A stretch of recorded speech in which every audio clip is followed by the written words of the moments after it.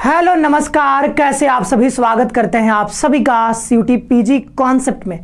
आशा करते हैं आप सब बहुत अच्छे होंगे, स्वस्थ होंगे, प्रसन्न होंगे।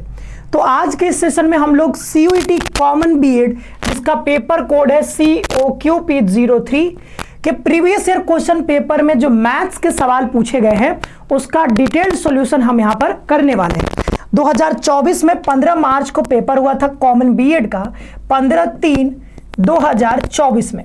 तो इस दिन मार्च में जो आपका 15 मार्च को एग्जाम हुआ था कॉमन बीएड पेपर का, उसमें मैथ्स के टोटल 10 सवाल यहाँ पर पूछे गए। इन 10 सवालों का पूरा हम यहाँ पर डिटेल में डिस्कशन करने वाले हैं।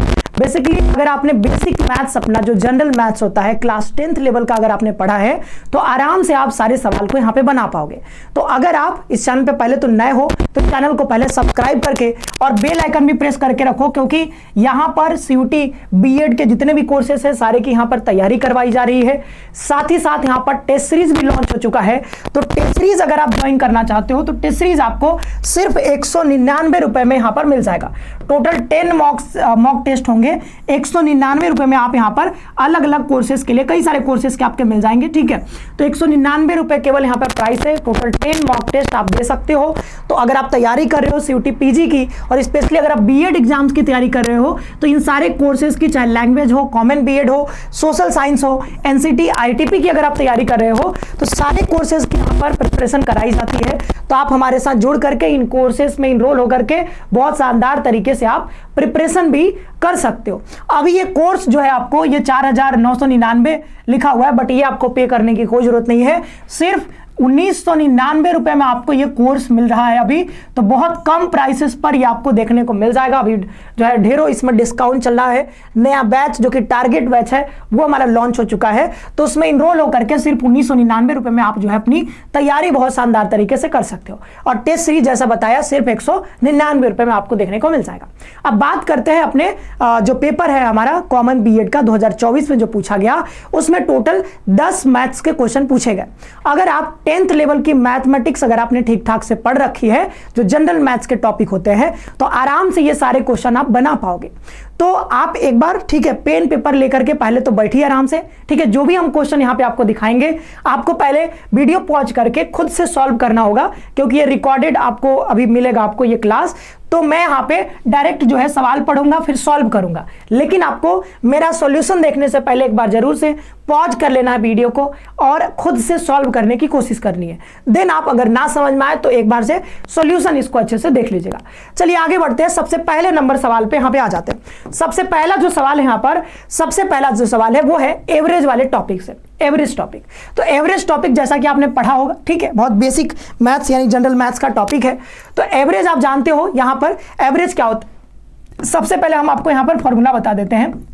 जो एवरेज का फॉर्मूला होता है वो होता है टोटल सम। ठीक है, तो जब हम सम निकालेंगे जितने भी ऑब्जर्वेशंस दिए गए हैं, चाहे हो सकता है 10 व्यक्ति दिए गए हैं, 10 व्यक्तियों का भार दिया गया होगा। ठीक है, 10 मान लो खिलाड़ी हैं, 11 खिलाड़ी, तो 11 खिलाड़ियों को मान लो यहाँ पर कि रन दिया गया हो। ठीक है, तो किसी भी अगर आप एवरेज निकाल रहे हो तो यहाँ पर पहले आपको करना है जितने भी ऑब्जर्वेशंस दिए गए हैं उनका सम लेना होता है और नीचे लेना होता है नंबर ऑफ ऑब्जर्वेशंस। ठीक है, नंबर ऑफ ऑब्जर्वेशंस, तो सम बटे यहां पर नंबर ऑफ ऑब्जर्वेशंस, जिसको हम यहां पर n से डिनोट कर देते हैं, स्मॉल n से, कैपिटल N से, जो भी करना हो। ठीक है, तो एवरेज यहां पे दिया गया है। देखो क्या दिया गया है, the average of collection of 20 measurements. ठीक है, तो n बराबर आपको पता चल गया कि मेजरमेंट टोटल कितने हैं, वो है 20, यानी कि n बराबर तो हो जाएगा आपका 20। ठीक है, देन यहां पर आगे कह रहा है was calculated to be 56 centimetre. ठीक है, कितना कैलकुलेट किया गया है, तो वो जो किया गया है एवरेज कितना किया गया है, तो एवरेज आप लिख सकते हो कितना किया गया है, तो यहां पर 56 सेंटीमीटर। ठीक है, कितना, 56 सेंटीमीटर। तो ये हमने यहां पर भी लिख लिया। ठीक है, अब यहां पर आगे कह रहा है but later it was found that by mistake one of the measurements, मतलब देखो टोटल 20 मेजरमेंट्स है यानी 20 ऑब्जर्वेशंस है। ठीक है, तो n बराबर 20 है, इसमें से जो एक है, मतलब कोई एक हो सकता है 20 में से, तो कोई एक जो है उसमें जो है गलती से इन्होंने रिकॉर्ड कर दिया कितना, 64, इन प्लेस ऑफ 61 सेंटीमीटर। तो मान लो कि 20 लोग थे, 20 लोगों में एक 19वां जो आदमी था उसका जो वजन था, सॉरी यहां पर सेंटीमीटर है ना, तो यहां पर हमने बाहर ले लिया है, बट मान लो कि यहां पर मान लो 20 ऑब्जर्वेशन है तो कुछ ऐसा ले सकते हो, मान लो किसी चीज की लेंथ ले सकते हो, ठीक है। तो मान लो 20 चीजें थी, उसका लेंथ हमने निकाला, अलग अलग लेंथ निकला, और एक जो यहां पर 19वां जो आइटम था उसका जो लेंथ था वो था 61 सेंटीमीटर, लेकिन इन्होंने गलती से उसको रिकॉर्ड कर लिया कितना, 64 सेंटीमीटर। आप जानते हो कि कभी आप कैलकुलेशन करते हो तो कहीं पे मान लो 64 की जगह पर 61 आप लिख ही देते हो, या 61 की जगह पर 64, गलतियां हो जाती हैं। तो ऐसे ही इनसे भी गलती हो गया। तो ये पूछना चाह रहे हैं कि आप ये बताइए कि करेक्ट एवरेज क्या होगा, क्योंकि देखो करेक्ट तब निकलेगा जब हम यहां पर 61 रखते हैं, ठीक है। जो हमने गलती से कितना रख दिया, 64 रख दिया, तो इसी 64 को हटा करके हमको 61 रखना होगा और हमारा आंसर यहां पे निकल करके आ जाएगा, ठीक है। तो ये 64 हमने गलती से रखा है, ठीक है, कह रहा है ना कि 61 सेंटीमीटर के स्थान पर 64 सेंटीमीटर गलती से दर्ज हो गया। तो जो गलती से हो गया उसको हटा देंगे और जो हमको रखना था उसको रख लेंगे, ठीक है। सही वाला रख लेंगे, गलत वाला यहां पे हटा देंगे। तो देखो क्या होता है, तो यहां पर एवरेज जो होता है, यानी एवरेज कितना है 56, तो सम अगर आप निकालोगे, सम कितना आएगा, अगर हम यहीं से सम निकालें तो सम बराबर क्या आ जाएगा,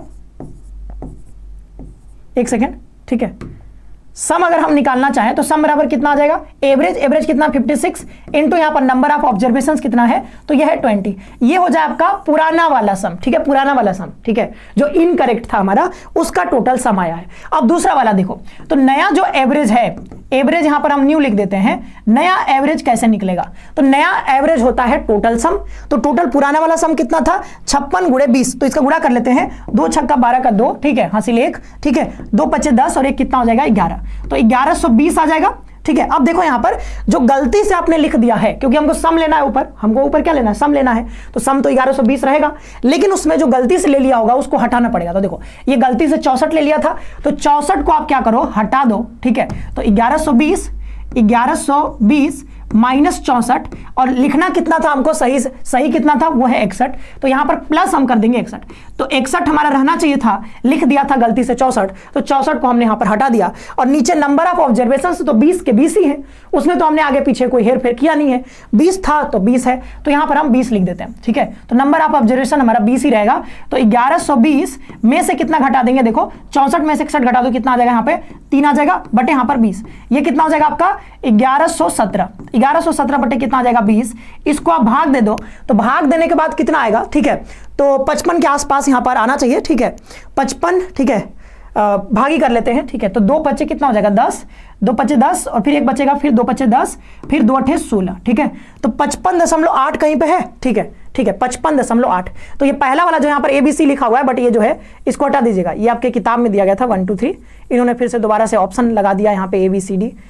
जब एग्जाम में जब आप बैठोगे ना तो यहाँ पे ABCD नहीं रहता, यहाँ पे 1 2 3 लिखा होता है, ठीक है, 1 2 3 ऐसे करके 4 तक। तो यहाँ पर जो है ये आप हटा देना, 1, ये जो लिखा हुआ है ना दशमलव नहीं है, ठीक है, ये मैं हटा देता हूं एक बार, ये आप हटा दीजिएगा। सारे ऑप्शंस में ऐसे हो गया होगा तो आप इसको इग्नोर करिएगा, ठीक है, इसको आपको हटा देना है। तो क्या हो जाएगा इसका आंसर हो जाएगा 55.85 सेंटीमीटर, ठीक है, 55.85 सेंटीमीटर इसका जो नया एवरेज होगा वो इतना होगा। और गलती से इन्होंने एवरेज कितना निकाल लिया था, तो एवरेज इन्होंने निकाल दिया था कितना, यहां पे दिया हुआ ना एवरेज कितना निकाल लिया था, 56 निकाल लिया था, ठीक है। तो ये जो है आपका आंसर निकल करके आ जाएगा। अगले क्वेश्चन पर आगे बढ़ते हैं, ये रहा अगला सवाल। अब एक लेबर है यहाँ पे, ठीक है, सबसे पहले पढ़ो क्या लिखा हुआ है। A laborer was engaged for 20 days on the condition that he will receive RS 60, मतलब 60 रुपीज उसको मिलेगा for each day he works, मतलब अगर एक दिन काम करता है, एक दिन अगर वो लेबर काम करता है तो उसको कितना मिलता है, तो एक दिन का मिल रहा है कितना, तो मिल रहा है उसको कितना, ये जो है 60 रुपए, कितना मिल रहा है 60 रुपए मिल रहा है एक दिन काम करने का, ठीक है। तो एक दिन का मिलता है 60 रुपए। अब बोल रहा है कि टोटल वो 20 दिन गया नहीं गया, मतलब टोटल यहां पर 20 दिन का कैलकुलेशन हो रहा है, ठीक है, और एक दिन काम करता है तो उसको 60 रुपए मिलते हैं। और कह रहा है कि यहां पर will he find RS 5 for each day he is absent, ठीक है। तो अगर प्रेजेंट रहता है, ठीक है, काम करने आता है तो एक दिन का 60 रुपए, अगर वो एब्सेंट रहता है, एक दिन एब्सेंट रहेगा तो कितना कटेगा उसको, एक दिन के लिए, तो एक दिन के लिए कट जाएगा कितना, 5 रुपए उसका माइनस हो जाएगा, 5 रुपए उसके कट जाएंगे। अब कह रहा आगे कि if he received RS 745 in all total मिलाकर के 745 रुपए मिल रहा है। Then for how many days did he remain absent, कितने दिन तक वो एब्सेंट रहा, ये हमको यहां पे निकालना। तो देखो एक तो तरीका हो सकता है कि आप यहां पर ऑप्शन की मदद से इसको निकाल लो, ठीक है। अगेन यहां पे ये जो दशमलव लिखा है इसको हटा देना, ठीक है। पता नहीं इन्होंने क्या मैं बताऊं, ठीक है, ये हटा देना यहां पर,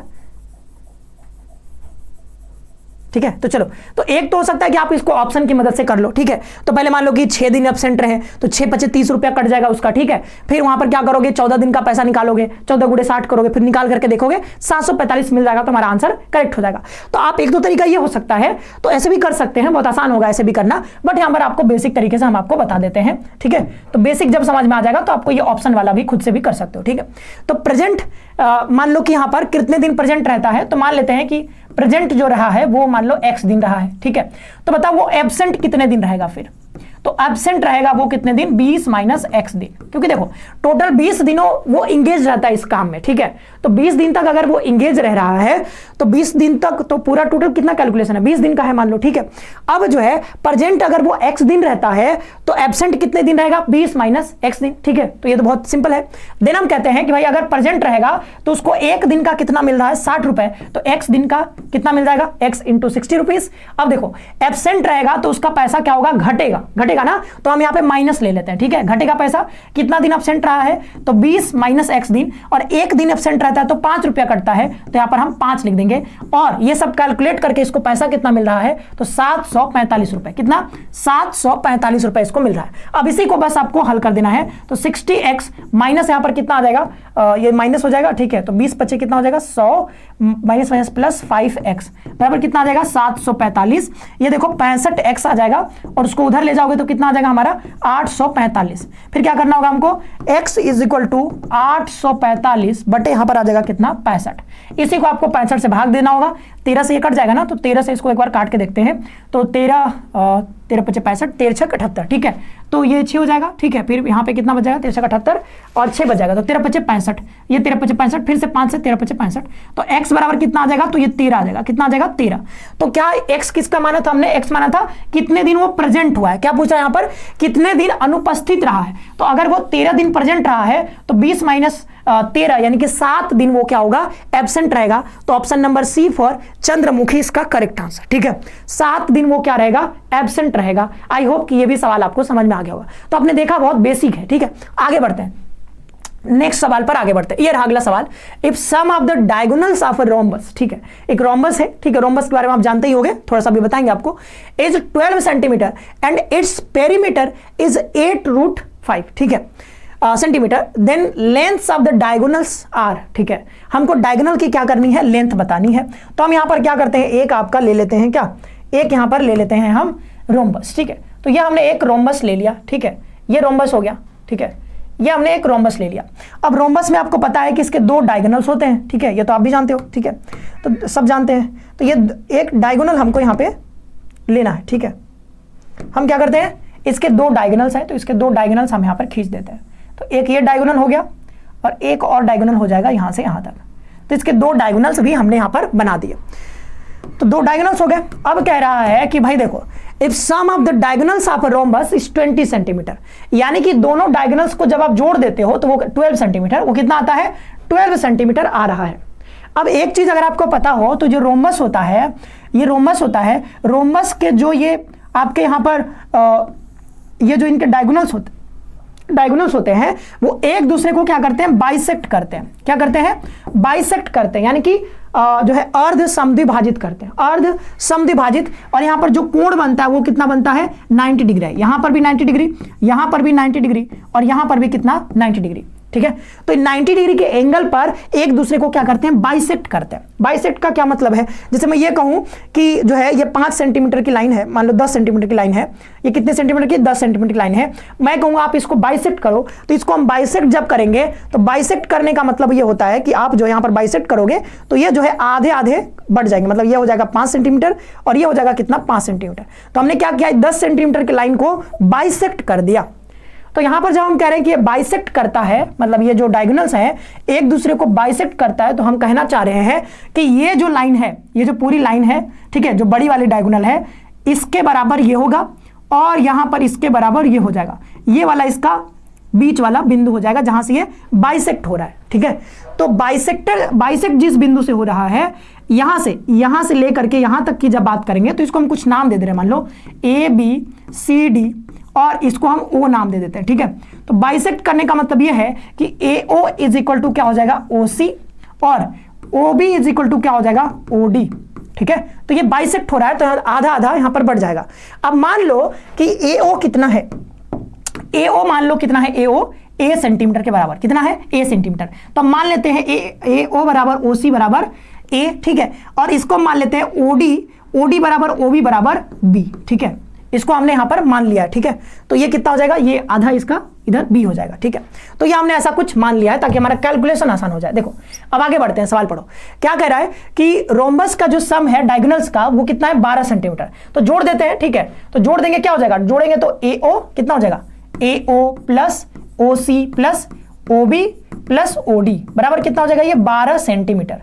12 सेंटीमीटर। AO बराबर कितना है बताना, AO बराबर A है प्लस OC बराबर भी A है, OB बराबर B है और प्लस OD बराबर B है, बराबर कितना हो जाएगा 12। यहां से लिख सकते हैं 2A plus 2B is equal to कितना हो जाएगा 12। तो A प्लस B दो कॉमन होकर उधर जाएगा तो कितना हो जाएगा इधर 6। ठीक है, तो AB बराबर कितना आ गया, A प्लस B बराबर कितना आ गया, तो ये 6 सेंटीमीटर के बराबर आ गया। तो एक तो हमको यहां पे पता चल गया कि 6 सेंटीमीटर के बराबर हो गया। ठीक है, अब आगे कह रहा है कि इट्स पेरीमीटर। पेरीमीटर क्या होता है भाई, तो पेरीमीटर देखना ध्यान से, पेरीमीटर इसका होता है कि ये जो इसकी भुजाएं हैं, ये जो भुजा आप देख रहे हो इसका, ये पूरा भुजा, ठीक है, ये होता है इसका पेरीमीटर, ये होता है इसका पेरीमीटर। तो पेरीमीटर क्या हो जाएगा, ठीक है, पेरीमीटर, तो पेरीमीटर इज इक्वल टू हो जाएगा AB प्लस BC प्लस आपका हो जाएगा क्या CD और प्लस यहां पर हो जाएगा AD। ठीक है, AD, तो ये सब हो जाएगा आपका क्या यहां पर इसका पेरीमीटर का पूरा लेंथ। तो अगर पेरीमीटर यहां पे बताना है हमको तो मान लेते हैं कि इसकी भुजा कितनी थी, वो थी x सेंटीमीटर। तो आपको पता होगा कि रोम्बस एक ऐसी बंद आकृति होती है, 4 भुजाओं से बंद आकृति, जिसके चारों के चारों भुजाएं बराबर होती हैं। तो अगर ये x है तो ये भी x, ये भी x, ये भी x, चारों भुजाएं क्या होंगी, बराबर होंगी। तो यहां पर हम लिख सकते हैं x plus x plus x plus x is equal to कितना हो जाएगा 4x। और पेरीमीटर कितना दिया है बताना जल्दी से, पेरीमीटर दिया है 8√5।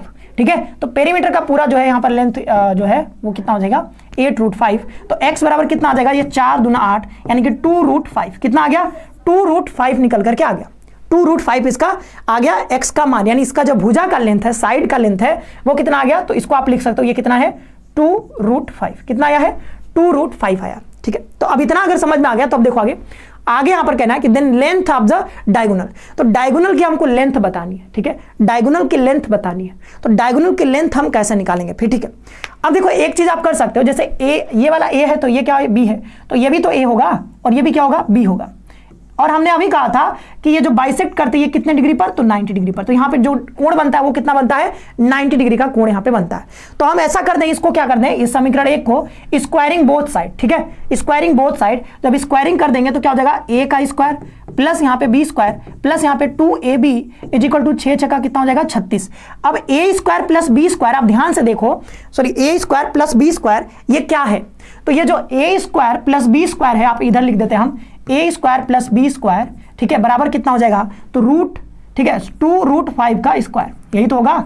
क्योंकि यहां पर 90 डिग्री का एंगल बन रहा है तो ये पाइथागोरस थ्योरम से आप लगा सकते हो कि इसका जो कर्ण है यानी कि 2√5 है उसका स्क्वायर, ये देखो इसका लंब का स्क्वायर और इसका आधार का स्क्वायर के बराबर हो जाएगा, यानी A का स्क्वायर प्लस B के स्क्वायर के बराबर। तो यहां पर हम इसके जगह पर क्या रख सकते हैं, A का स्क्वायर प्लस B स्क्वायर की जगह पर 2√5 का स्क्वायर, यानी कि 2 दूना 4, आप इसको हल करो कितना आएगा, ये 4 इंटू 5 आ जाएगा, यानी कितना आ जाएगा, ये 20 आ जाएगा। तो हम यहां पर रख सकते हैं कितना 20 प्लस यहां पर 2AB इज इक्वल टू कितना हो जाएगा 36। इसको आगे हल करोगे तो कितना आ जाएगा, 20 को उधर ले जाओगे तो 2AB कितना हो जाएगा इधर 16, कितना हो जाएगा उधर घटाओगे कितना आएगा 16, तो AB इज इक्वल टू कितना आ जाएगा यहाँ पे 8 आ जाएगा, कितना 8 आ जाएगा। अब देखो दो इक्वेशन आपके बन गए, दो इक्वेशन आपके बन गए, इक्वेशन 1 और इक्वेशन 2 को जब हल करोगे तो A और B का मान आपको यहाँ पे निकलता हुआ दिखेगा। तो इधर हम थोड़ा सा सॉल्व करते हैं, ठीक है, दिख रहा होगा ना, इधर हम थोड़ा सा सॉल्व करते हैं। तो इधर हम देखते हैं इसको। अब देखो मान लो कि यहाँ पर A का मान आप इसमें रख दो या फिर यहाँ से कुछ उठाकर रख दो, तो A का मान हम उसमें रख दे रहे हैं, ठीक है, समीकरण 1 से A का मान हम समीकरण 2 में रख रहे हैं, ठीक है। तो A का मान कितना हो जाएगा 6 माइनस B, तो उसमें रखेंगे तो 6 माइनस B इंटू B बराबर कितना हो जाएगा 8, ए का मान रख रहे हैं इसमें, तो ए का मान कितना हो जाएगा 6 माइनस बी, 6 माइनस बी रखा तो 6b minus B square is equal to कितना हो जाएगा 8, बी माइनस बी स्क्वायर को उधर ले जाते हैं तो कितना आ जाएगा हमारा B square minus 6b plus 8 बराबर कितना हो जाएगा 0। तो अब देखो इसको जब हल करोगे तो जोड़ने पर आना चाहिए 6 और गुणा करने पर कितना आना चाहिए 8 आना चाहिए, ठीक है। जोड़ने पर -6 क्योंकि यहाँ पे माइनस लगा हुआ है, ऐसी दो संख्या लेनी है, द्विघात समीकरण है जो जोड़ने पर कितना आ जाए 6 और गुणा करने पर 8, तो 4 और 2 होंगे ना, 4 और 2 6 और 4 2 8, तो यहाँ पर -4 हो जाएगा और -2 हो जाएगा, तो b -4 और b -2, तो b का मान कितना आ जाएगा, तो b की जो वैल्यू आएगी हमारी आई, तो b की वैल्यू आई है कितनी, b की वैल्यू आई है, एक तो आया आपका 4 आ जाएगा और दूसरा कितना आ जाएगा b बराबर 2 आ जाएगा, तो b बराबर 4 और b बराबर कितना 2 आया है, तो a का मान कितना निकलेगा, तो यहां से a का मान निकालोगे, अगर 4 रखोगे तो a का मान कितना आएगा, b का मान 4 है तो कितना आ जाएगा 2, ठीक है। और अगर b का मान अगर आप 2 रखते हो, b का मान कितना रखते हो यहाँ पे 2 रखते हो, तो a बराबर कितना आ जाएगा 4 आ जाएगा, मतलब 4 और 2 निकलेगा, 4 और 2, लेकिन 4 और 2 आंसर नहीं होगा इसका, आंसर कितना होगा, तो आंसर देखो क्योंकि ये जो डायगोनल है ये a तो इधर है, ये तो आधा है ना जी डायगोनल का, a क्या है, a जो है वो आधा है डायगोनल का, तो ये जो एक डायगोनल है तो a उसका आधा है, तो जो पूरा डायगोनल होगा वो क्या होगा a प्लस a, क्या होगा डायगोनल a प्लस a, एक और पेज ले लेते हैं, ठीक है। तो पूरा जो डायगोनल होगा वो क्या होगा 2a होगा एक, और एक क्या होगा 2b, यही तो होगा ना, एक होगा 2a क्योंकि सबको जोड़ के देखो a प्लस a, ये हो गया एक डायगोनल, ये हो गया b प्लस b यानी कि ये दूसरा डायगोनल, तो यहाँ पर एक हो जाएगा 2a और एक हो जाएगा 2b, तो a का मान आप मान लो 2 रख देते हो तो कितना हो जाएगा 2 2 4, तब b का मान कितना लेना पड़ेगा, ये 2 हुआ तो उसका मान कितना हो जाएगा 4 लेना पड़ेगा, तो कितना हो जाएगा 8, तो एक डायगोनल अगर 4 सेंटीमीटर होगा तो दूसरा डायगोनल होगा आपका 8 सेंटीमीटर, ठीक है। तो एक 4 होगा और दूसरा कितना हो जाएगा 8, जबकि यहां पर ऑप्शन में गलत आंसर दिया गया था, ठीक है। ऑप्शन में क्या गलत आंसर दिया गया था, तो ये ऑप्शन हटा देना, ठीक है। ये ऑप्शन में यहां पर गलत आंसर दिया गया है, तो 4 और 8 सेंटीमीटर इसका हो जाएगा। तो ये सवाल थोड़ा सा लेंदी आपको लगेगा, ठीक है। आगे बढ़ते हैं, ये रहा अगला सवाल। आ जाते हैं अगले सवाल के ऊपर। If a number x is 10% less than another number y and y is 10% more than 125 then x is equal to, तो x का यहां पर वैल्यू आपको पता करनी है कि x की वैल्यू क्या होगी। तो फटाफट से आप लोग सॉल्व करिए, ठीक है। फिर आप पॉज कर लीजिएगा बीच में, ठीक है। आप देख लीजिए, पॉज करके पहले खुद से सॉल्व करने की कोशिश करिए। अब देखो यहां पर 3 संख्या है, एक x है, एक y है और एक कौन सा है 125, तो ये 3 संख्या यहां पर है। अब कह रहा है कि जो y है, ठीक है, x जो है वो दूसरी संख्या y से 10% कम है, y जो है वो 125 से 10% अधिक है। अच्छा, 10% अधिक का मतलब होता है कि वो 110% है, किसका 125 का। तो y बराबर कितना हो जाएगा, तो y बराबर हो जाएगा 125 का 10% ज्यादा है। देखो 100% कोई भी संख्या अपने में 100% होता है, तो 125 खुद में तो 100% है ही, लेकिन जो y है वो उससे 10% ज्यादा है, तो ये तो खुद में 100% था। कोई भी संख्या 100% होता है खुद में, ठीक है, 100% होता है, तो ये 125 100% तो खुद में है ही, लेकिन जो y है इससे 10% और ज्यादा है, यानी कि ये कितना है 110% है, किसका 125 का। तो y इज इक्वल टू कितना हो जाएगा इसका 110%, तो 110% मतलब यहाँ पे 110/100 हो जाएगा, तो 0 से 0 ये कट जाएगा। फिर यहाँ पर आप इसको आप 5 से काट सकते हैं ना, ये 5 से, तो ये 125 125 और ये 5 दूना कितना हो जाएगा 10, तो ये 11 गुणे 25 करेंगे कितना आएगा यहाँ पर 5 5 2 7, ये 2, तो 275 कितना आ जाएगा यहाँ पर 2, तो ये y का मान आ गया। y का मान कितना 275/2। अब कह रहा है कि ये जो x है वो दूसरी संख्या y से कितना है 10% कम है, तो x जो है वो कितना है, x is equal to Y का कितना है 10% कम। तो देखो y खुद में जो होगा, खुद में y जो होगा वो 100% होगा, जो x है इससे 10% कम है, यानी कि 100 ना होकर के 10% कम यानी 90% है, तो इसका 90 बटे कितना हो जाएगा 100, और y का मान कितना आया है तो 275/2 इंटू 90 बटे कितना हो जाएगा 100, तो ये 0 से 0 कट जाएगा। फिर आप देखोगे यहाँ पर 9 का गुणा करोगे, 9 × 5 = 45 का 5 हासिल 4, 9 7 ठीक है ना। आप इसको 5 से इधर भी काट सकते थे, ठीक है, 5 से इधर भी कट कर सकते थे, लेकिन बाद में तो दशमलव में आना ही है, ठीक है, तो कर लेते हैं सीधा। 9 × 5 = 45 का 5 हासिल यहाँ पर लगेगा 4, फिर 9 7 63, 63 और 4 हो जाएगा 67, हाथ में लगेगा 6, फिर ठीक है 9 दूना 18, 18 और 6 कितना हो जाएगा, ये हो जाएगा 24, ठीक है, बटे यहाँ पर कितना हो जाएगा 20, ठीक है 20 आ जाएगा। अब क्या करो, इसको 2 से बस भाग दे दो, कितना 2 से भाग दे देते हैं, तो 2 से भाग देंगे जैसे ही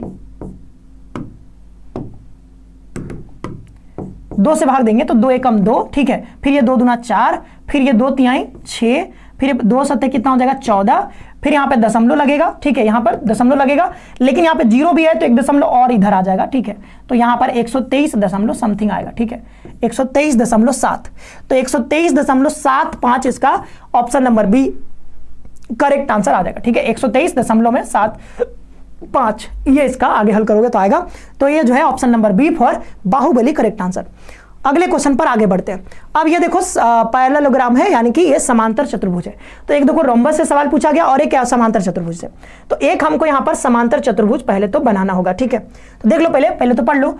जो है ABCD is a parallelogram, P and R are 2 points on AB। देखो यहाँ पर ABCD है तो पहले हमको ABCD पहले तो पैरेललोग्राम बना लेने दो, ठीक है, जो जो कहा रहता है ना पहले आप उसको एक एक करके बनाते रहो, ठीक है।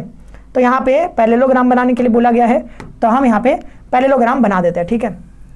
तो एक पैरेललोग्राम हमने बना दिया, ठीक है, तो ये बना दिया। अब देखो यहाँ पर क्या कह रहा है, ये क्या है ABCD है ना, ABCD है, तो हम कहीं पे मान लो A ले लेते हैं इसको, ये B, ये C और ये क्या है D। तो ABCD एक पैरेललोग्राम है। फिर कह रहा है कि P and R are 2 points on AB such that the area of parallelogram ABCD, ठीक है, is 8 times the area of triangle DPR, ठीक है। DPR से कितना है 8 टाइम्स है। If PR is equal to 5 centimetre, ठीक है, PR इज इक्वल टू, अच्छा देखो कहां से लेना है DPR, तो D से कोई पॉइंट यहां पर लेना है, ठीक है। तो देखो हम ऐसा एक ट्राइंगल क्रिएट करेंगे, ऐसा ट्राइंगल यहां पे बनाएंगे जिसकी जो ऊंचाई होगी, देखो जो हम पैरेललोग्राम लेते हैं तो पैरेललोग्राम का जो एरिया निकालते हैं वो बेस इंटू हाइट से निकाला जाता है, ठीक है। तो बेस इंटू हाइट से निकाला जाता है, तो ये मान लो इसकी क्या है पैरेललोग्राम की, ये हाइट है, ये क्या है, ये हाइट है। तो मान लिया हाइट कितनी है h है। तो हम ऐसा एक यहाँ पे ट्राइंगल बनाएंगे। अभी जो ट्राइंगल बनाने के लिए बोला गया है DPR, ऐसा ट्राइंगल बनाएंगे। तो ट्राइंगल में भी आप जानते हो कि ट्राइंगल जो होता है उसका जब हम एरिया निकालते हैं 1/2 बेस इंटू क्या होता है हाइट होता है। तो अगर इसका हाइट और ये पैरेललोग्राम की हाइट दोनों हाइट बराबर हो जाएगी तो कैलकुलेशन हमारा सब बहुत आसान हो जाएगा। तो हम एक यहां पर क्या कर रहे हैं, एक पैरेललोग्राम ऐसा बना रहे हैं, ठीक है। तो यहां पर हम क्या करते हैं ना, ऐसा एक लाइन खींच देते हैं क्योंकि हमको एक त्रिभुज बनाना है DPR। तो एक हम ऐसे सीधी लाइन खींच देते हैं। तो अगर ये h है तो ये भी कितना हो जाएगा h हो जाएगा। और तो इस पॉइंट को मान लेते हैं, कौन सा पॉइंट, इसको मान लेते हैं P। कौन सा पॉइंट मान लेते हैं, इसको मान लेते हैं P। तो DP और R बोला है तो R इधर हम एक और पॉइंट ले लेते हैं, मान लो ये कौन सा पॉइंट है R, और इसको भी हम क्या करते हैं यहां से मिला देते हैं। तो एक देखो यहाँ पे ट्राइंगल बन गया। और देखो हम जब इसकी ऊंचाई निकाल रहे थे तो ऊंचाई हमेशा लंब डाल करके निकाला जाता है, ठीक है। तो ये जब यहां से ऊंचाई निकालोगे तो यहाँ पे 90 डिग्री लंब डालेंगे, ठीक है, परपेंडिकुलर खींचेंगे तो 90 डिग्री ये तो यहाँ पे बन ही जाएगा, ठीक है। तो अब देखो ये एक तरह से जो है राइट एंगल ट्राइंगल बन गया और कह रहा है कि इसी त्रिभुज का जो एरिया है, ठीक है, इस त्रिभुज का जो एरिया है और ये जो टोटल एरिया है, ठीक है, तो यहां पर ये जो पैरेललोग्राम का एरिया है, ठीक है, वो 8 टाइम्स DPR, ट्राइंगल DPR का 8 टाइम्स है। तो अब देखो ये पैरेललोग्राम ABCD का एरिया क्या हो जाएगा, area of parallelogram ABCD base into क्या होता है, बेस इंटू हाइट, ठीक है, बेस इंटू हाइट। तो बेस मान लो कहां पर, हम इसको मान लेते हैं ये वाला हाइट AB, ठीक है, AB क्या हो जाएगा, इसका बेस हो जाएगा और ये क्या हो जाएगा, हाइट हो जाएगा। तो बेस कितना हो जाएगा, AB इंटू हाइट कितना है, h है। तो ये जो है इसका एरिया जो है ABCD का वो 8 टाइम्स किसके एरिया, ट्राइंगल DPR। तो AB इंटू h ये कितना है 8 टाइम्स एरिया ऑफ DPR। तो एरिया कैसे निकालेंगे, तो हाफ आधार गुणते ऊंचाई, आधार कौन सा हो जाएगा, ये वाला PR। तो PR इंटू क्या हो जाएगा यहाँ पर ऊंचाई यानी कि h, ठीक है। अब अगर आप ध्यान से देखो तो ये h से h क्या हो जाएगा, कैंसिल हो जाएगा। अब h से h कैंसिल हो गया तो इधर बचेगा सिर्फ AB इज इक्वल टू 2 चौको 8 तो 4 हो जाएगा। और PR देखो ध्यान से, PR दिया गया कितना, PR is equal to 5 centimetre. तो ये कितना है 5 सेंटीमीटर है, तो यहाँ पर हम 5 रख देंगे। तो AB बराबर कितना आ जाएगा, AB बराबर आ जाएगा 5 सेंटीमीटर। अब कह रहा था कि CD का मान बताइए, तो आपको पता होगा कि जो पैरेललोग्राम होता है उसकी आमने सामने की भुजाएं क्या होती हैं, बराबर। तो यहां पर AB बराबर क्या हो जाएगा, AB बराबर क्या हो जाएगा CD। तो अगर ये 5 है तो CD भी कितना हो जाएगा 5, तो 5 सेंटीमीटर इसका आ जाएगा आंसर, ठीक है। तो क्या बोल रहा था यहां पर कि CD का माप है, CD का माप, ठीक है। तो CD का माप यहां पे 5 सेंटीमीटर तो दिया नहीं गया है, ठीक है, CD का माप यहां पे 5 सेंटीमीटर नहीं दिया गया है। तो इसमें भी कुछ मिस्टेक हुआ हो, ठीक है, क्योंकि अगर ये 5 सेंटीमीटर है तो ये तो कभी 5 सेंटीमीटर नहीं होगा ना, क्योंकि ये 5 कैसे आ गया, फिर तो कहीं ना कहीं तो कैलकुलेशन में गड़बड़ हुआ होगा। A B is equal to 8 times half P R into H, ठीक है, आधार गुणते ऊंचाई, ठीक है, दोनों की ऊंचाई बराबर हो गई, बेस इंटू हाइट, ठीक है, 8 into half P R into H, 2 चौको 8, इधर 5 बचा, ठीक है। देखो यहां पर हमने कहा ना कैलकुलेशन में मिस्टेक, देखो इतना सिली मिस्टेक हो गया, आपको भी पता चल गया होगा, ठीक है। ये 5 चौको कितना हो जाएगा, 20 होगा, ठीक है। इतना सिली मिस्टेक कभी कभी देखो एग्जाम में भी ऐसा हो जाता है, तो आप लोग ध्यान से एग्जाम में लिखेगा, ठीक है। ये कितना हो जाएगा, 20 हो जाएगा। आंसर कितना आएगा, तो 20 सेंटीमीटर यहां पर ये करेक्ट आंसर आ जाएगा, ठीक है, 20 सेंटीमीटर करेक्ट आंसर। अगले क्वेश्चन पर आगे बढ़ते हैं, ये रहा अगला सवाल। अब यहां पर दो संख्याओं का एलसीएम उनके एचसीएफ का 14 गुना है, तो जो दिया गया पहले फटाफट से लिखते हैं, ठीक है। दो संख्याओं का एलसीएम, तो एलसीएम जो है वो क्या है, एचसीएफ का 14 गुना, 14 इंटू एचसीएफ, ऐसे लिख सकते हैं कि नहीं, इसको मान लेते हैं इक्वेशन 1। दूसरा है यदि उनके एचसीएफ और एलसीएम का योग, तो एलसीएम प्लस एचसीएफ जो है वो कितना है, वो है 300 के बराबर। तो क्या करें, देखो यहां पे एलसीएम बराबर कितना है, इक्वेशन 1 से इसमें रख देते हैं, इक्वेशन 1 से एलसीएम बराबर कितना है, 14 इंटू एचसीएफ, इसको रख देते हैं, प्लस यहाँ पे एचसीएफ इज इक्वल टू कितना हो जाएगा, 300। तो ये 15 एचसीएफ बराबर कितना हो जाएगा, ये हो जाएगा 300। तो एचसीएफ बराबर कितना आ जाएगा, तो 15 × 30 यानी कि 20। तो एचसीएफ का मान हमको निकल गया। अब अगर एचसीएफ का मान अगर पता है तो यहां इक्वेशन 1 से आप एलसीएम का भी मान निकाल सकते हो। तो LCM is equal to equation 1 से, ठीक है, एचसीएफ बराबर 20 रख देंगे, तो 14 यहां पे इंटू 20 कितना हो जाएगा, 14 × 28 यानी कि 280। तो एलसीएम कितना आ गया, 280। आगे पढ़ो, यहां पर क्या सवाल में कह रहा है कि उनमें से एक संख्या 40 है तो दूसरी संख्या क्या है।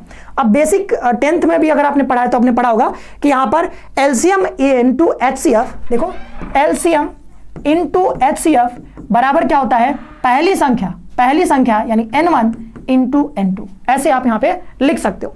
तो अब एलसीएम और एचसीएफ का दोनों का गुणा कर देते हैं। एलसीएम एचसीएफ कितना है, 20 है, और ये कितना है मान लो यहाँ पे, सॉरी ये 280 होगा, 280 इंटू कितना हो जाएगा, 20 is equal to n1 into n2। तो n1 कितना है यहाँ पे, 40 है, n2 का मान हमको यानी कि दूसरी संख्या निकालनी थी, तो 20 गुना कितना हो जाएगा, 40, और ये 2 से काटोगे, 2 कम 2, 2 चौको 8, 140 निकल कर आएगा, कितना, 140, यानी ऑप्शन नंबर C4। चलो चाय पे चलते हैं, इसका करेक्ट आंसर। अब अगले सवाल पे आगे बढ़ते हैं, ठीक है।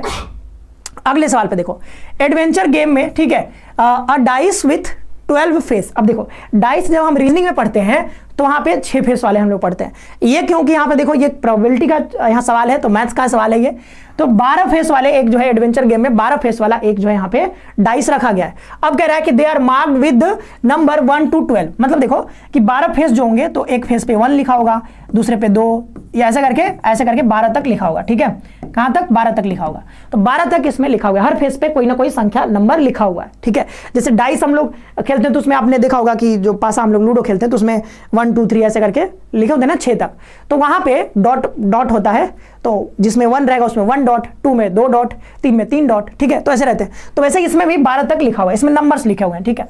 तो अब जो नंबर्स लिखा हुआ है कह रहा है कि the score is the upper most face, मतलब जो स्कोर माना जाएगा, जैसे आपने फेंका तो जो ऊपर आएगा वही उसी को यहाँ पे स्कोर माना जाएगा। If such die is thrown once, एक बार फेंका गया, बस एक बार फेंका गया है, then what is the probability that the score is a factor of 12। तो 12 का फैक्टर होना चाहिए हमारा स्कोर, ठीक है, प्रोबेबिलिटी इसकी निकालनी है। तो 12 का फैक्टर कौन कौन सा होता है जल्दी से बताइए। तो 1 इसका फैक्टर हो जाएगा, 2 भी हो जाएगा, कौन हो जाएगा, 3 हो जाएगा, 4 भी होता है, ठीक है, 6 भी होता है, और 12 खुद इसका अपना एक फैक्टर है।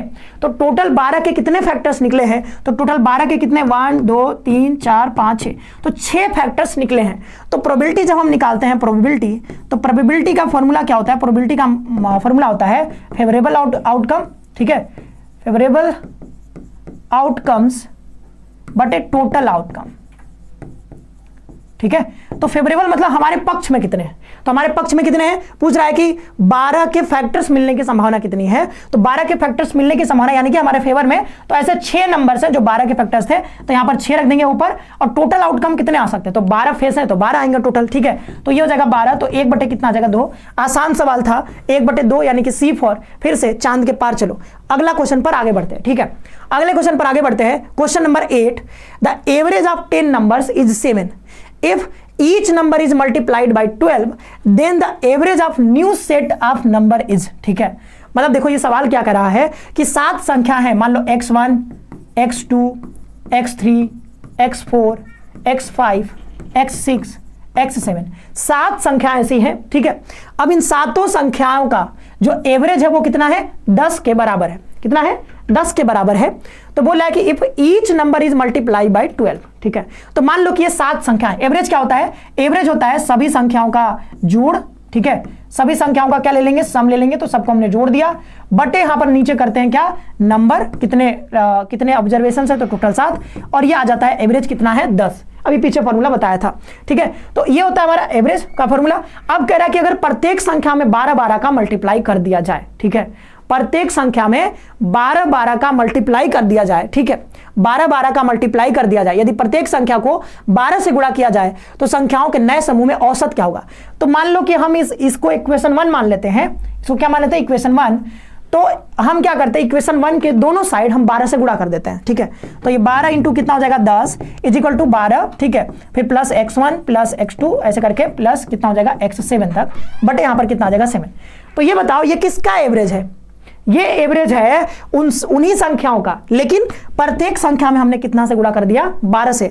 तो ये 12 का गुणा करोगे तो जब इसको ब्रैकेट खोलोगे तो सब में 12-12 का गुणा हो जाएगा, इसमें 12x1, 12x2, 12x3 ऐसे आ जाएगा, और सबको जोड़ करके फिर एवरेज निकाला हमने, तो कितना आ गया, 12 में 120, ठीक है। तो यहां पर है कि 12 से गुणा किया जाए यदि प्रत्येक संख्या को, यदि एवरेज ऑफ 10 नंबर्स, यहां पे गलत हो गया है, ठीक है, यहां पे कितना है, एवरेज ऑफ 10 नंबर से, यानी कि संख्या यहां पे कितना है, ये 10 है, तो यहां पर हम जाएंगे कहां तक, x10 तक, ठीक है।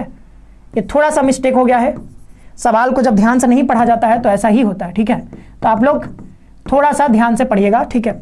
यहां पे x10 हो जाएगा, और 10 संख्या है तो 10 नीचे लिख दिया, जो एवरेज था वो कितना था, 7 था, ठीक है। The average of 10 numbers is 7, तो यहां पे 7 लिख दिया। अब हम क्या करेंगे, यहां पे 10 था, अब सब में कह रहा था कि आप सभी संख्या में क्या कर दो, सभी संख्याओं में 12-12 से गुणा कर दो, तो 12 से यहां भी गुणा करोगे तो ये 7 था हमारा, ठीक है। तो 7 में कितने का, 12 का गुणा हो जाएगा, तो 12 से कितना हो जाएगा, 84, तो हमारा आंसर निकलेगा 84, ठीक है। अब यहां से एक चीज हमको पता चलती है कि जब भी यहां पे कुछ ऐसा दिया जाए, मतलब एक बार एवरेज आपको बता दिया कि 10 संख्याओं का एवरेज इतना है, या फिर 5 संख्याओं का, जितने भी संख्याओं का एवरेज बता दिया जाए, और अगर ऐसा कहा जाए कि प्रत्येक संख्या में किसी नंबर से मल्टीप्लाई किया जा रहा है, या फिर किसी नंबर से भाग दिया जा रहा है, या फिर किसी नंबर को जोड़ा जा रहा है, या फिर किसी नंबर को घटाया जा रहा है, लेकिन ये प्रत्येक संख्या में होना चाहिए, ठीक है। प्रत्येक संख्या में अगर ऐसा होता है तो हमारा एवरेज भी उतना ही घट जाता है, या बढ़ जाता है, गुणा हो जाता है, या फिर भाग हो जाता है, ठीक है। तो क्योंकि प्रत्येक संख्या में 12 से मल्टीप्लाई किया जा रहा है, तो हमने आंसर निकालने के लिए जो हमारा एवरेज था इसमें क्या कर दिया, 12 से मल्टीप्लाई, तो 12 से कितना हो गया, 84। तो ऑप्शन नंबर सी इसका करेक्ट आंसर। फिर से चांद के पार चलो, ठीक है। तो ये बहुत आसान सवाल था, इसको देखते ही आप आंसर दे सकते थे, बस आपको कॉन्सेप्ट पता होना चाहिए। हम तो अभी जो समझा रहे थे वो कॉन्सेप्ट समझा रहे थे आपको, ठीक है, बाद बाकी आंसर तो बहुत आसान था। अब ये देखो 9वां क्वेश्चन सिंपल इंटरेस्ट से पूछा गया, ठीक है। अब यह सवाल देखिए, simple interest, on simple interest a certain some becomes RS, मतलब इतना 8736 रुपए हो जाता है इन 2 ईयर्स, ठीक है। तो हम इसको लिख लेते हैं जो दिया गया है, तो 2 ईयर्स में सम ना, मतलब कि ये जो सम हो जा रहा है इतना, मतलब ये ए दिया गया, A1 मतलब यहां पे हम मिश्र धन की बात करें, ठीक है, अमाउंट हो जा रहा है, ठीक है। तो अमाउंट कितना हो जा रहा है, वो हो जा रहा है आपका 8736, और इसी को कह रहा है कि ये जब 7 साल होते हैं, 7 ईयर्स, ठीक है, 7 ईयर्स, तो जब 7 ईयर्स में कह रहा है कि ये कितना हो जा रहा है, मतलब अमाउंट कितना हो जा रहा है, तो अमाउंट आपका हो जा रहा है 11,076 रुपए, ठीक है। तो ये अमाउंट हो गया। अब देखो जब भी हम सिंपल इंटरेस्ट निकालते हैं तो सिंपल इंटरेस्ट में आपको इतना पता होना चाहिए कि अगर पी मान लो कितना है, प्रिंसिपल 100 रुपए है, 10% का ब्याज लग रहा है, तो मान लो कि पहले साल फर्स्ट ईयर में अगर आप देखोगे तो इसका अमाउंट कितना हो जाएगा, ठीक है, अमाउंट कितना हो जाएगा, तो जो अमाउंट होगा वो कितना हो जाएगा, 10% है ना ब्याज की दर एनुअल, तो 10% मतलब 100 का 10% यानी 10, तो 100 रुपए तो था ही, और फर्स्ट ईयर के बाद अगर जब A1 निकालोगे तो 10 रुपया जुड़ जाएगा, तो 110 रुपए हो जाएगा।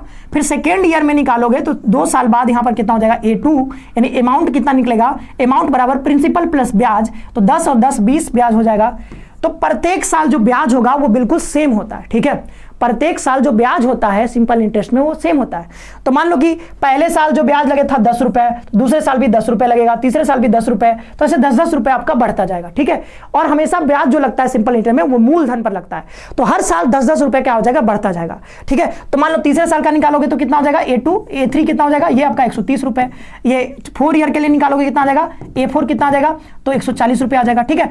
तो फिर क्या करो, मान लो यहां पर कि आपको, ठीक है, 2 साल का दिया गया है और 4 साल का दिया गया है, ठीक है, 2 साल का और 4 साल का दिया गया हो, तो अगर आप 4 साल के जो अमाउंट है उसमें से 2 साल का अमाउंट घटा दो, A4 माइनस A2, तो कितना हो जाएगा, 140 माइनस 120 बराबर कितना आ जाएगा, 20। तो ये 20 क्या बता रहा है, ये जो 20 आएगा ये केवल और केवल ब्याज है। तो ये 4 साल में से 2 साल का, यानी कि 2 साल का ये क्या निकल रहा है, ये 2 साल का सिर्फ और सिर्फ ब्याज निकलेगा। ये 2 साल का क्या निकला, 20 रुपया ब्याज निकला। यानी कि जब हम 4 साल के अमाउंट में से मान लो 2 साल का अमाउंट घटा दिए, तो जो आएगा वो 4 साल में से 2 साल का घटा, यानी कि 2 साल का अंतर है, 2 साल में ये क्या आया है, ब्याज की वैल्यू आई है, क्या, सिर्फ और सिर्फ इंटरेस्ट की वैल्यू। तो अगर हम ऐसे कर दें कि ये जो है A1, ठीक है, ठीक है, ये 2 साल के बाद बताया जा रहा है, तो इसको A2 मान लेते हैं, ठीक है, इसको कितना मान लेते हैं, ये 2 साल के बाद आया है तो इसको A2, ठीक है, और ये A7 मान लेते हैं क्योंकि ये 7 साल का है, ठीक है।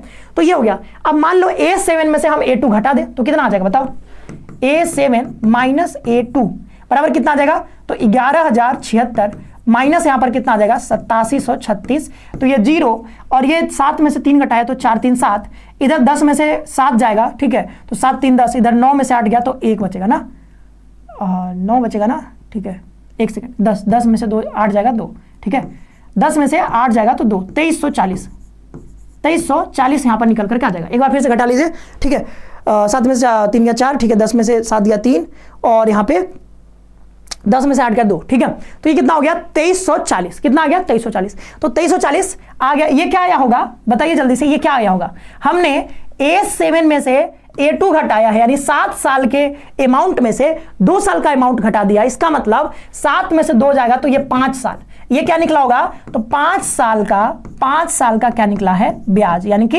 Interest of 5 years.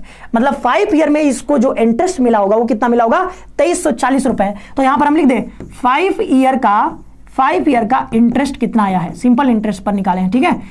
5 ईयर का इंटरेस्ट कितना आया है, तो यह आया है 2340 रुपया। तो 1 साल का अगर हम आपसे पूछे इंटरेस्ट कितना आएगा, तो 2340 बटे यहां पर 5 कर दोगे तो ये कितना आ जाएगा आपका, 5 चौको 20, और ये 5 छक्का 30, 5 अठे 40, 468 रुपए आ जाएगा, 468 रुपए आ जाएगा।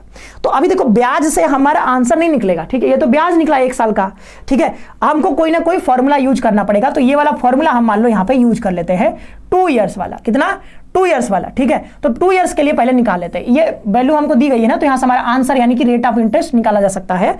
तो हमको क्या निकालना होगा, बेसिकली हमको प्रिंसिपल निकालना होगा। तो 2 साल के लिए हम पहले ब्याज निकाल लेते हैं, ठीक है। तो 2 साल के लिए कितना हो जाएगा, तो 1 साल के लिए अगर इतना है तो 2 साल के लिए 2 से गुणा हो जाएगा, तो 468, ये 2 × 16 का 6 हासिल 1, 2 छक्का 12, 1 13 का 3 हासिल 1, 2 चौको 8, 1 9, तो 936 रुपया आ जाएगा, क्या 936 रुपया यहां पर आ जाएगा, कितने साल के लिए, तो 2 साल का। अब देखो 2 साल का ब्याज यानी इंटरेस्ट कितना आ गया, 936 रुपए। इसको हल कर लेते हैं जल्दी से, ठीक है। 2 साल का ब्याज कितना आ गया, अच्छा ए बराबर क्या होता है बताना, ए बराबर पी प्लस इंटरेस्ट होता है ना, प्रिंसिपल प्लस इंटरेस्ट। तो प्रिंसिपल बराबर क्या आ जाएगा, ए माइनस आई, यानी कि अमाउंट माइनस इंटरेस्ट। अब 2 साल के लिए अमाउंट कितना था, तो 8736, कितना था, 8736, तो यहां पर रख देंगे 8736 माइनस इंटरेस्ट कितना है 2 साल का, तो 2 साल का इंटरेस्ट है 936, कितना है 936, इसको घटा दो, ठीक है, तो ये 0 हो जाएगा, इधर 0 हो जाएगा, 17 में से 8 9 17, ठीक है, इधर बचेगा 7, ठीक है, 7 ही बचेगा ना, ठीक है। तो यहां पर कितना आ गया, अब फिर से घटा लो। देखो घटाने में हमको जो है बार हम 2 बार हमेशा चेक करते हैं। जब भी हम जो है एग्जाम में सवाल लगाते थे तो हमको सबसे ज्यादा कंफ्यूजन होता था, हम जब घटाते थे तो हमको लगता था मैं गलत कर रहा हूं, और आज भी मुझे ऐसा लगता है कि मैं जो घटाया हूं गलत हूं, ठीक है। तो मैं दोबारा से जरूर से चेक करता हूं जब भी मैं घटाऊंगा। 6 में से 6 गया 0, इधर 3 में से 3 गया 0, 17 में से 9 गया 8 9 17, इधर आपका बचेगा 7, तो यहाँ पे 7800। तो प्रिंसिपल कितना आ गया है, तो प्रिंसिपल आ गया आपका 7800 रुपया। तो प्रिंसिपल आप जानते ही हो, सिंपल इंटरेस्ट क्या होता है, सिंपल इंटरेस्ट बराबर PRT बाई 100। हमको क्या निकालना है, यही R निकालना है।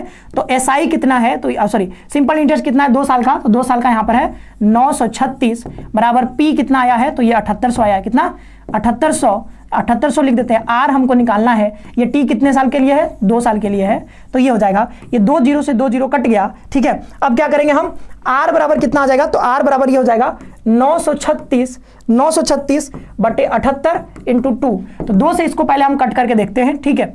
2 से कट करके देखते हैं। अच्छा 2 से पहले गुणा करके ही देख लेते हैं इसको, ठीक है। 2 से गुणा कर दें क्या, 2 8 16 के 6, ठीक है। हासिल 1, 2 7 14, 1 कितना हो जाएगा 15, ठीक है। तो अब इसको भाग दो कितना बार जाएगा, ये भाग दे करके देखिए कितने बार में ये कटेगा, ठीक है। ये 3 से कट जाएगा क्या, ठीक है, 3 से कट जाएगा। 3 से काट करके देखते हैं, ठीक है। तो 3 से 3 3 9, 3 एकम 3, 3 दूना 6, 3 5 15 और ये 3 दूना कितना हो जाएगा 6। फिर ये कट जाएगा क्या, किसी से कटेगा क्या, 5, ठीक है। 2 से कट जाएगा, 2 से काट कर देखते हैं तो ये कितना हो जाएगा, 2 एकम 2, 2 5 10, 2 छक्का 12। ये 2 से कितना हो जाएगा, तो ये 2 दूना 4, 2 छक्का 12, ठीक है। फिर 2 से कट जाएगा तो यहाँ पर ये जो है आपका, ठीक है। अच्छा 13 से काट सकते हैं इसको, ठीक है। तो 13 एकम 13, फिर 2 बचेगा, 13 दूना 26 और ये 13 दूना 26 और 2 से कट जाएगा, 2 छक्का 12। तो 6% यहाँ पर आपका रेट ऑफ इंटरेस्ट कितना निकल कर आएगा, 6%। तो देखो सवाल में कुछ नहीं था, अगर आपको समझ में आता है ये चैप्टर, बस थोड़ा सा कैलकुलेशन था। तो 6% यानी ऑप्शन नंबर सी फॉर क्या हो जाएगा, चांद के पार चलो फिर से। अब आ जाता है अंतिम सवाल, ठीक है। ये अंतिम सवाल देखिए, 10%, 20% और 30% छूट की श्रृंखला के समतुल्य एकल छूट ज्ञात करें। कि देखो जैसे जाते हो ना मॉल में, तो मॉल में जाने के बाद लिखता है जो है कि आज जो है हम जो है 10% डिस्काउंट मिल गया, उस पर फिर वो 20% डिस्काउंट देते हैं, ठीक है। तो आपको लगेगा कि अच्छा 10% पहले डिस्काउंट था, इसी पर 20% और डिस्काउंट दे दिया तो मतलब 30% हो गया। लेकिन ऐसा नहीं होता है, ठीक है, ऐसा नहीं होता है। वो दिखने में लगेगा कि 30%, पर डिस्काउंट उससे थोड़ा कम निकलता है, ठीक है। तो अब एक एक करके हम क्या करेंगे, इसको हल करते हैं। देखो तो डिस्काउंट किस पे मिलता है बताओ। तो आपने कोई कपड़ा खरीदा होगा, तो मान लो आप जीन्स खरीदने गए, तो जीन्स में लिखा होगा मान लो 700 रुपए, तो कहेगा चलो इसमें हम 20% का डिस्काउंट दे रहे हैं। तो डिस्काउंट जो मिलता है वो मार्केट प्राइस पर मिलता है, जो कि मॉल में कपड़े खरीदे होंगे आपने, तो उस पर लिखा होता है मार्केट प्राइस उसका, ठीक है। तो मान लो 700 रुपए लिखा हुआ है, तो जो डिस्काउंट मिलेगा हमेशा मार्केट प्राइस पे मिलेगा। तो मान लो कि कोई भी चीज था, ठीक है, मान लो जीन्स ही खरीदने गए, तो उसका मार्केट प्राइस कितना है, मान लो 100 रुपया, कितना 100 रुपए मार्केट प्राइस। अब जो पहला बार जो डिस्काउंट मिला है वो कितना मिला है आपको, 10%। तो 10% जब डिस्काउंट मिलेगा तो सेलिंग प्राइस निकलेगा, क्योंकि पहला बार डिस्काउंट मिला है हमको 10%, तो सेलिंग प्राइस 1 मान लो है, ठीक है। तो सेलिंग प्राइस 1 कितना हो जाएगा, 10% का छूट दे रहा है, यानी कि जो चीज 100 रुपए में पहले बिक रही थी वो अब इसके 90% भाव में बिक रही है, ठीक है। इसके कितने 90% भाव में बिक रहा है। देखो 10% का डिस्काउंट दे दिए, तो जिस चीज का दाम पहले 100 रुपया था, अब वो कितने में मिलेगा आपको, 90 रुपए में मिलेगा, ठीक है। तो 10% डिस्काउंट दे दिया, मतलब जितनी वैल्यू थी उसका उसने 90% ही आपसे चार्ज किया, 10% उसने कटौती कर दी। तो 100 रुपया का पहले ये मार्केट प्राइस था, इस पर 10% का डिस्काउंट दे दिया, यानी कि 90% आपसे लिया, ये कट जाएगा तो कितना, सेलिंग प्राइस 1 जो आया वो 90 रुपए आया।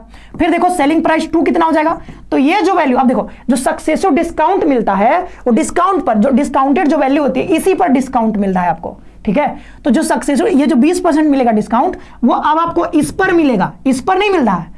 वही बात है कि अगर इस पे देता तो डिस्काउंट, ज्यादा डिस्काउंट हमको मिलता, लेकिन इस पे डिस्काउंट नहीं दे रहा है, वो सेलिंग प्राइस 1 पे डिस्काउंट आपको दे रहा है, यानी कि 90 पर डिस्काउंट के 20%। तो 90 का कितना वो चार्ज कर रहा है बताना, 90 में 90 चार्ज नहीं कर रहा, 20% डिस्काउंट दे रहा है आपको, यानी 70% ही आपसे ले रहा है। तो ये जो है 70% यानी कट जाएगा ये, तो 9 8 कितना हो गया, 72 रुपए आपसे ले रहा है। फिर बोला कि 30% और डिस्काउंट दे दिया, तो सेलिंग प्राइस 3 कितना हो जाएगा, तो 72 का कितना 30% छूट दे रहा है, यानी आपसे वो चार्ज कितना कर रहा है, 70%। ये कट जाएगा, फिर 7 दूना 14 का 4, हासिल 1, 7 7 49 और 1 50, ठीक है। 50 दशमलव, ये 0 है तो दशमलव आ जाएगा, 50.4 रुपए। तो देखो वो था कितने का, 100 रुपए का, बेचा कितने में, तो ये बेचा आपको 50.4 रुपए में। तो डिस्काउंट कितना दिया, तो डिस्काउंट आपको दिया है कितना, डिस्काउंट आपको दिया है 100 माइनस 50.4, तो ये दशमलव यहाँ पे 6 आ जाएगा, ये कितना आ जाएगा 49.6। इतना का तो आपको वो डिस्काउंट दिया, क्योंकि ये 100 पर डिस्काउंट मिल रहा है तो इतना ही परसेंटेज भी आएगा। परसेंटेज में कैलकुलेट करोगे 49.6/100, क्योंकि 100 पर मिल रहा है, इंटू 100% से गुणा करोगे, 100 से 100 कट जाएगा, तो 49.6% आपको ये क्या दे रहा है, डिस्काउंट दे रहा है। कितना? A for Avantika correct answer हो जाएगा, 49.6% का डिस्काउंट दे रहा है। अब इसका एक शॉर्ट ट्रिक भी होता है, तो वो भी आप समझ लिए, 10 20 30 का निकालना है ना, तो 10 20 30 का ऐसे एक फॉर्मूला, ए प्लस बी, ठीक है, A plus B plus A B बटे 100, ठीक है, ए प्लस बी। अब क्योंकि डिस्काउंट मिल रहा है तो इसको हम हमेशा माइनस में लेंगे, -10 -20 -30, तो ये वैल्यू जो यहां पे पुट करेंगे ये माइनस में करेंगे, ठीक है। तो -10 पहले 2 का निकालेंगे, ठीक है, तो पहले 10 और 20 का इक्विवेलेंट डिस्काउंट निकालेंगे, तो -20 हो जाएगा, फिर प्लस है, फिर यहां पर -10 इंटू -20, ठीक है, ये बटे कितना हो जाएगा 100, तो ये 2 0 से 2 0 कट जाएगा, इधर देखो माइनस कितना हो जाएगा 30, और ये माइनस माइनस प्लस हो जाएगा कितना 2, तो -28% का ये डिस्काउंट आपको मिल गया। अब देखो क्योंकि इधर 30% है, 30 का नहीं निकाला है, तो इन दोनों का जो इक्विवेलेंट निकला 10 और 20 का कितना 28%, और जो तीसरा रह गया अब उसका निकालेंगे, तो -28 और -30 का इक्विवेलेंट डिस्काउंट निकालेंगे अब, ठीक है। तो कितना हो जाएगा, ए यानी कि -28, फिर बी यानी कि -30, प्लस कितना हो जाएगा -28 इंटू -30 बटे कितना हो जाएगा, यहां पर बटे हो जाएगा 100, ठीक है। तो अब देखो ये कितना हो जाएगा, ये हो जाएगा आपका -30 20 50 यानी कि 58, ये माइनस माइनस कितना हो जाएगा, ये प्लस हो जाएगा, और देखो तो ये 0 से 0 कट जाएगा, 3 8 24 का 4 हासिल 2 3 9 6 2 8, ठीक है। तो ये 0.1 आ जाएगा 8.4, ये प्लस में से जो है माइनस में से प्लस वाला घट जाएगा, तो 8 है यानी कि 49.6 इसका भी आंसर आ जाएगा। तो माइनस आ रहा है, इसका मतलब कि इतना % का डिस्काउंट आपको मिला, ठीक है, इतने % का आपको डिस्काउंट मिला। तो आपको जैसे मर्जी हो वैसे सॉल्व करो, कोई दिक्कत की बात नहीं है। हमने आपको बेसिक भी बता दिया, आपको ये तरीका भी, फॉर्मूला भी बता दिया। तो ये जो है टोटल 10 सवाल थे, ठीक है। देखो सॉल्व करने में टाइम तो लगता ही है, क्योंकि मैथ्स का सवाल है, तो हो सकता है कि इसमें टाइम लगा हो, ठीक है, तो टाइम तो लगेगा ही, क्योंकि मैथ्स के सवाल हैं तो टाइम लग जाते हैं, ठीक है। तो ये जो है यहाँ पर पूरा हमने सोल्यूशन करवा दिया आपको। ये कॉमन बीएड में जो आपका 10 सवाल पूछे गए थे मैथ्स के, तो इसी प्रकार के बेसिक सवाल यहाँ पे पूछे जाते हैं। बाद बाकी कोई और समस्या, किसी सवाल में डाउट रह गया हो तो आप कमेंट बॉक्स में जरूर से बताइएगा। साथ ही साथ आप यहाँ पे हमारे कोर्सेज में जुड़ करके तैयारी कर सकते हो, ठीक, कॉमन बीएड हो, लैंग्वेज बीएड हो, सोशल साइंस हो, एनसीटी आईटीपी हो, किसी भी कोर्स की तैयारी कर रहे हो तो आप हमारे साथ जो है आराम से जुड़ करके, और ये कोर्स अभी आपको सिर्फ 1999 में आपको यहाँ पर मिल जाएगा। और 199 मैंने बताया कि मॉक टेस्ट भी, जो टेस्ट सीरीज है वो लॉन्च हो चुका है, तो आप उसमें भी जुड़ करके अपना टेस्ट आराम से दे सकते हो। मिलते हैं अगले सेशन में। आप सभी का बहुत बहुत धन्यवाद। कैसा लगा ये वीडियो जरूर से बताइएगा। Take care, bye bye, have a nice day.